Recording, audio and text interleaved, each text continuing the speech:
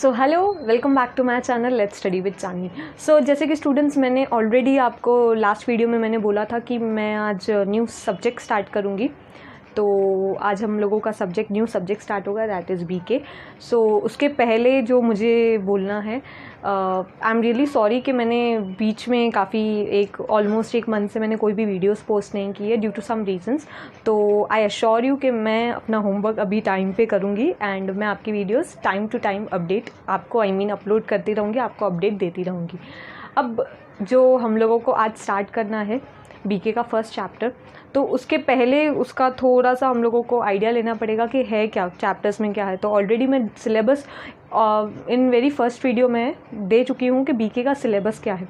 आज पहले हम लोग डिस्कस करेंगे उसका paper pattern and shortly chapter number 1 का डिस्क्रिप्शन ले लेंगे, ठीक है। तो अब हम लोगों का जो पेपर पैटर्न है उसके ऊपर आते हैं। तो पेपर पैटर्न में फर्स्ट जो क्वेश्चन रहेगा वो रहेगा हमारा ऑब्जेक्टिव्स, और ये ऑब्जेक्टिव्स रहेगा 20 मार्क्स के लिए। तो अच्छी बात है, काफ़ी अच्छी बात है, ये 20 मार्क्स के लिए ऑब्जेक्टिव्स हैं। तो ए, बी, सी एंड डी। तो मतलब ये ऑब्जेक्टिव्स जो क्वेश्चन नंबर 1 है उसके सब क्वेश्चंस में ये 4 ऑप्शंस आने वाले हैं। ऑप्शंस नहीं, मतलब ये कंपलसरी हैं। तो 4 सब क्वेश्चंस हैं और वो हर एक सब क्वेश्चन 5 मार्क्स के लिए है, ठीक है। तो इक्वल्स टू करेंगे तो हमारा 20 मार्क्स तो यहाँ पे कवर अप होता है। लास्ट ईयर तक स्टूडेंट्स क्या होता था कि यहाँ पे 5 क्वेश्चंस दिए रहते थे, सब questions A B C D E, और उसमें से कोई भी 3 क्वेश्चंस करने होते थे। बट अब ऐसा रूल नहीं है, अब थोड़ा सा रूल में चेंज आ गया है। तो अब क्या रहेगा, आपको हर एक क्वेश्चन करना पड़ेगा। तो ऑब्जेक्टिव्स में क्या क्या आ सकता है, तो समझो कि ट्रू और false, matchups, fill ups, complete the sentence and agree disagree and yes no and ऐसे बहुत सारे ऑड मैन आउट। तो ऐसे बहुत सारे जो भी रिलेटेड टू हमारे ऑब्जेक्टिव्स हैं वो सारे के सारे यहाँ पे कवर अप हो सकते हैं। तो ऐसे कुछ पर्टिकुलर नहीं है कि क्वेश्चन नंबर 1 में क्वेश्चन नंबर 1 में ब्लैंक्स आएंगे, क्वेश्चन नंबर 2 में ट्रू और फॉल्स आएंगे। तो ये कुछ फिक्स नहीं है, 1 सेंटेंस 1 वर्ड सारे के सारे यहाँ पे कवर अप होंगे। Most importantly bills of exchange का प्रोफॉर्मा होता है, वो बिल्स ऑफ एक्सचेंज का प्रोफॉर्मा भी आने का चांस है। अब नेक्स्ट क्वेश्चन जो रहेगा हमारा, ये हमारा रहेगा प्रैक्टिकल क्वेश्चन, ठीक है। तो ये रहेगा प्रैक्टिकल प्रॉब्लम और ये रहेगा 10 मार्क्स के लिए। क्वेश्चन नंबर 3 जो रहेगा वो भी सेम प्रैक्टिकल प्रॉब्लम रहेगा और वो भी रहेगा 10 मार्क्स के लिए। अब यहाँ पे आपको ऑप्शन रहेगा दोनों क्वेश्चन में, लाइक क्वेश्चन नंबर 2 में 2 क्वेश्चन रहेंगे और दोनों में से आपको कोई भी एक ही क्वेश्चन अटेम्प्ट करना है, और क्वेश्चन नंबर 3 में भी यही रहेगा। बट सबसे इम्पॉर्टेंट है कि आएगा क्या, लाइक क्वेश्चन नंबर 2 और क्वेश्चन नंबर 3 में क्या आने वाला है। तो आपका जो चैप्टर है एडमिशन, ओके मैं शॉर्टली लिख रही हूँ, admission, retirement, death and at last bills of exchange. तो ये जो 4 कुछ टॉपिक्स हैं, ये 4 टॉपिक्स क्वेश्चन नंबर 2 और क्वेश्चन नंबर 3 में कवर अप होंगे। तो हम लोग इसमें से कुछ स्किप नहीं कर सकते हैं, ये बहुत श्योर है। जैसे कि समझो एडमिशन और रिटायरमेंट आ गया क्वेश्चन नंबर 2 में, तो क्वेश्चन नंबर 3 में क्या आएगा, डेथ एंड BOE, मतलब बिल्स ऑफ एक्सचेंज। तो कुछ भी वाइजे वर्सा कुछ भी करके, कोई भी कॉम्बिनेशन करके वो लोग डाल सकते हैं। अब उसके बाद आएगा क्वेश्चन नंबर 4। अब क्वेश्चन नंबर 4 रहेगा हमारा 8 मार्क्स के लिए एंड क्वेश्चन नंबर 5 भी रहेगा हमारा 8 मार्क्स के लिए। अब यहाँ पे क्या आ सकता है, तो यहाँ पे simply practical question and theory question दोनों का मिक्सचर यहाँ पे आएगा। मतलब प्रैक्टिकल क्वेश्चन जैसे कि dissolution of partnership and theory question जैसे कि competent in accounting, journal entries के रिलेटेड आ सकता है। आपके जो भी आपने चैप्टर्स किए हैं तो उसका जो भी थियोरी रिलेटेड पार्ट रहेगा, टेली के रिलेटेड क्वेश्चन आ सकते हैं।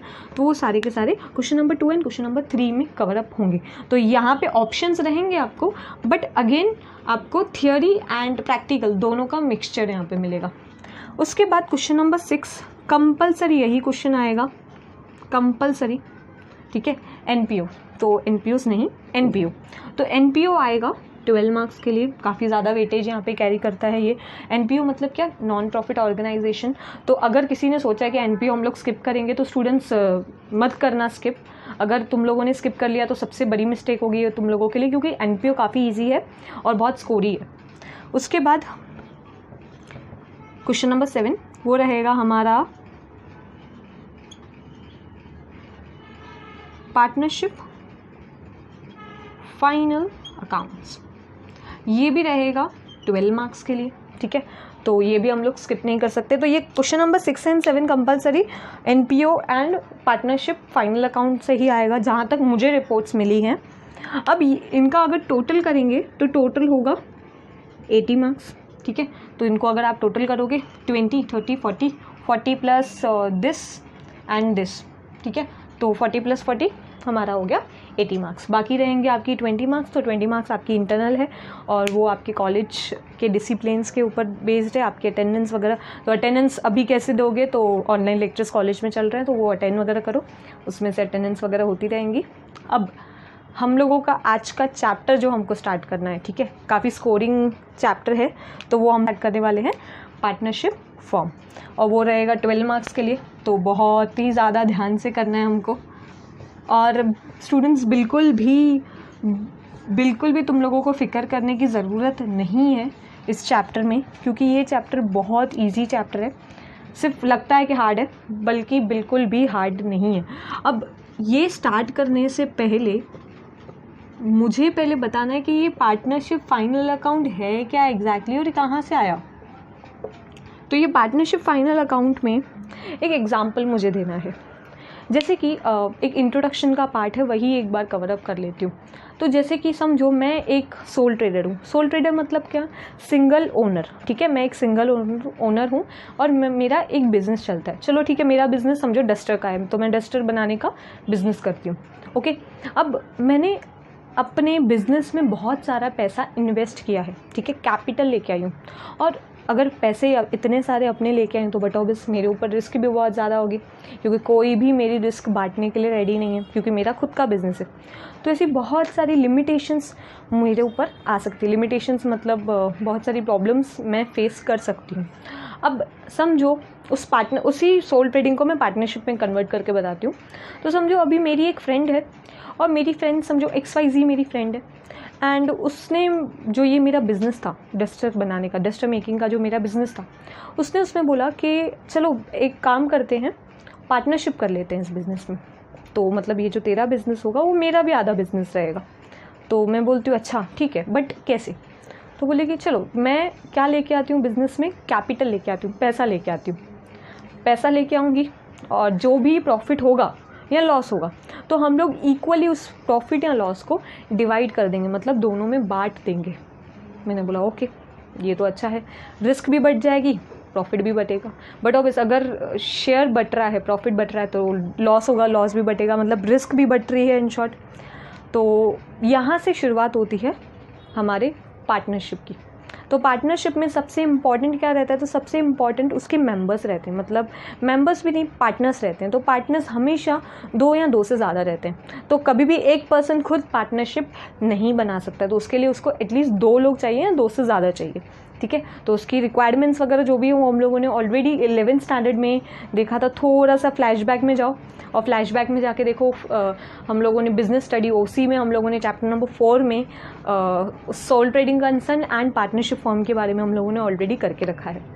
अब यहाँ पे सिर्फ एक शॉर्ट रिकैप था इसलिए बताया। अब इसमें लिमिटेशंस भी बहुत होती हैं। तो लिमिटेशंस जैसे कि अगर दोनों पार्टनर्स में कुछ डिस्प्यूट हो गया, डिस्प्यूट मतलब क्या, झगड़ा वगैरह हो गया बिजनेस के वो लेके, तो बट ऑब्वियस पार्टनरशिप हो सकता है क्लैशेस वगैरह हो, क्लैशेस वगैरह से डिसोल्यूशन पे आ जाए बात। डिसोल्यूशन मतलब क्या कि बिज़नेस डिवाइड कर देना, बिज़नेस तोड़ देना, ठीक है। तो वो उसके डिसएडवांटेज हैं, तो सिर्फ उसके छोटे से एडवांटेजेस एंड डिसएडवांटेजेस। अब यहाँ पे दूसरी बात आती है पार्टनरशिप डीड की।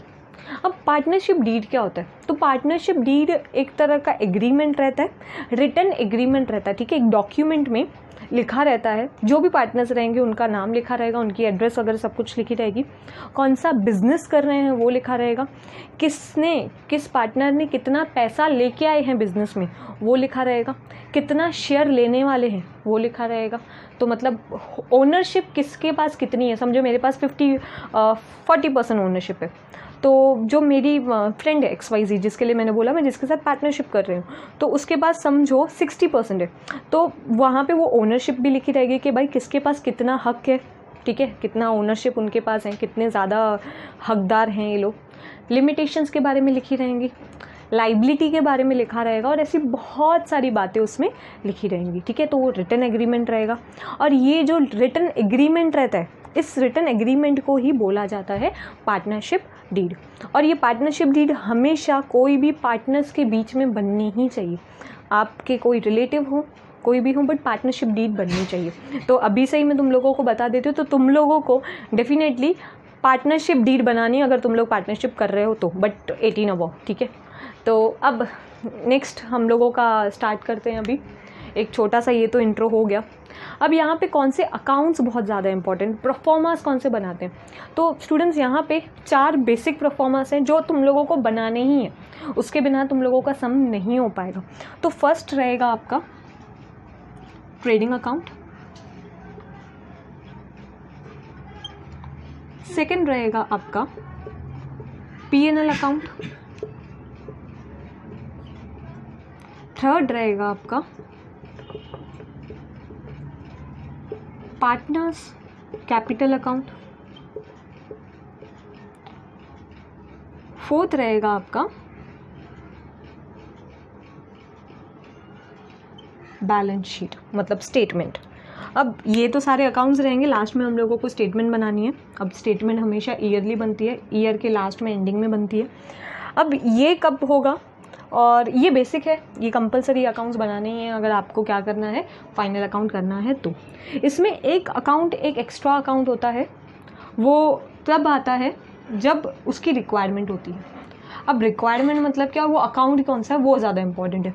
तो अब ये अकाउंट है, तो यहाँ पे चलो कर लेते हैं, उसको इम्पोर्टेंस दे देते हैं थोड़ा सा, पार्टनर्स करंट अकाउंट, ठीक है।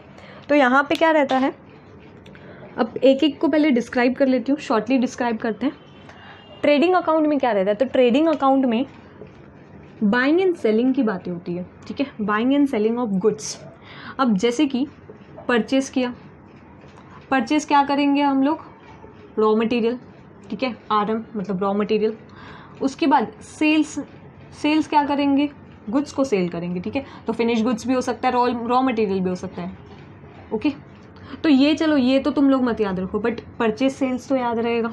उसके बाद कुछ रहेगा फैक्ट्री के एक्सपेंसेस के रिलेटेड, फैक्ट्री के रिलेटेड, तो सारा का सारा आएगा ट्रेडिंग अकाउंट में। ट्रेडिंग अकाउंट हमेशा एक फर्स्ट अकाउंट है जिसके बिना आगे का सम पॉसिबल नहीं है। अगर आपने यहाँ पे मिस्टेक कर दी तो आपके पूरे सम में ही मिस्टेक हो जाएगी, आपका आंसर टैली नहीं होगा, ठीक है। अगर टैली हो भी गया तो भी आपकी यहाँ पे मार्क्स कटेंगी। तो यहाँ से हमको बहुत ज़्यादा केयरफुली सम को सॉल्व करना है। अब जैसे कि मैंने बोला कि तुम लोगों को शॉर्टली कैसे याद रखना है, तो शॉर्टली कैसे याद रखना है भाई, ट्रेडिंग अकाउंट है, ट्रेडिंग अकाउंट में क्या आएगा, परचेस की बात आएगी, सेल्स की बात आएगी, और फैक्ट्री के एक्सपेंसेस जो भी रहेंगे, फैक्ट्री के सारे एक्सपेंसेस यहाँ पे हम लोग नोट करेंगे, ठीक है।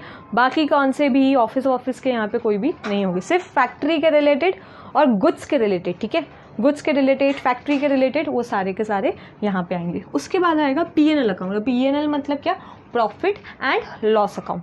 अब प्रॉफिट एंड लॉस अकाउंट में कौन सी चीज़ें आएंगी, कौन से आइटम्स, लिस्ट ऑफ आइटम्स आएंगे, तो यहाँ पे चलो यहाँ पे पहले उसको दे देते हैं।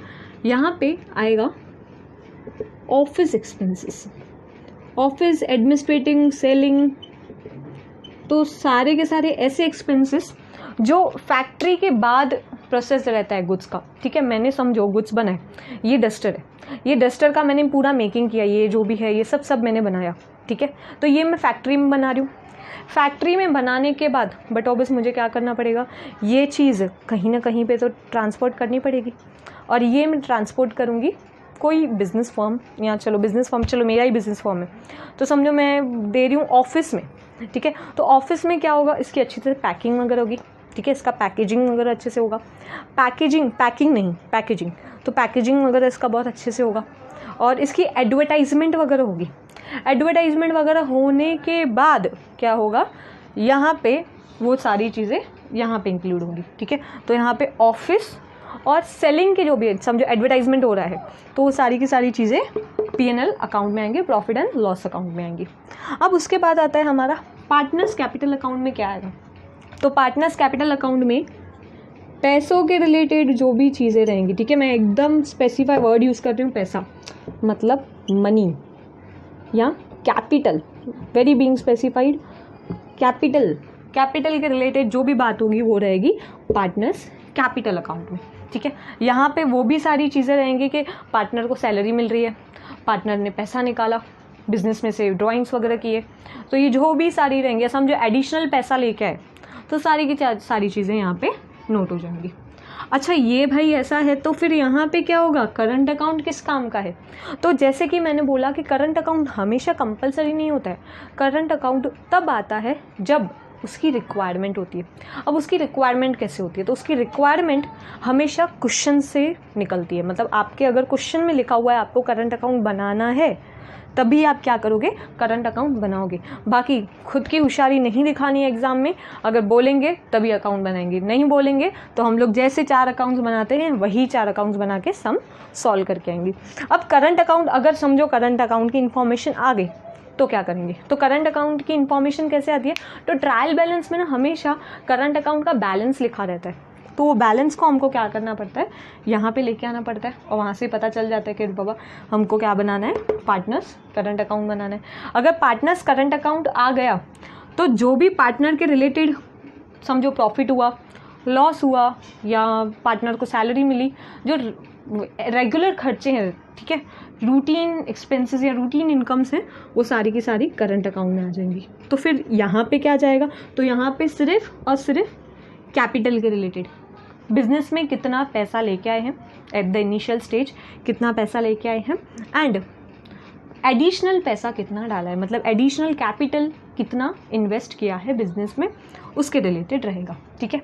अगेन बोलती हूँ, अगर ये नहीं बोला है तो हमको होशियारी नहीं मारनी है, हमको जैसा फिर बोला होगा हम लोग वैसे सम सॉल्व करेंगे। उसके बाद जैसे ही ये सब हो जाएगा तो हमारा लास्ट में अंतिम भाग जो रहेगा वो रहेगा बैलेंस शीट का। I am really sorry students, अगर मेरी हिंदी ऐसे कुछ हो रही है तो, मुझे शुद्ध हिंदी नहीं आती है, बट मैं ट्राई कर रही हूँ कि मैं शुद्ध हिंदी यूज़ करूँ। ओके, सो यहाँ पे लास्ट में रहेगा बैलेंस शीट।